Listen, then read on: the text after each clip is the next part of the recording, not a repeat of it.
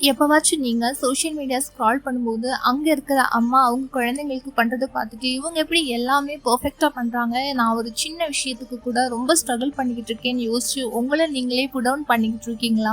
உண்மை என்னன்னா, நீங்க பாக்குறது எல்லாமே மூவில வர ட்ரெய்லர் மாதிரி, அது ஃபுல் மூவி கிடையாது. அந்த மாதிரி போடுற அம்மாக்கள் ஸ்மைலுக்கு பின்னாடி அழுக இருக்கலாம், அவங்களுமே நைட்டு தூங்காம இருந்திருக்கலாம். பட் நமக்கு அது தெரியறது கிடையாது. அவங்க சந்தோஷமான தருணங்களை மட்டும்தான் காட்டணும்னு ஆசைப்படுவாங்க.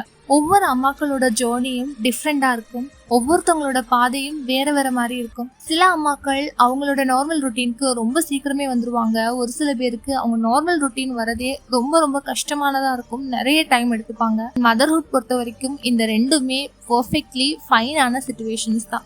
நீங்க சோஷியல் மீடியால பாக்குற ஏதோ ஒரு அம்மாவா இருக்க வேண்டிய எந்த அவசியமுமே கிடையாது.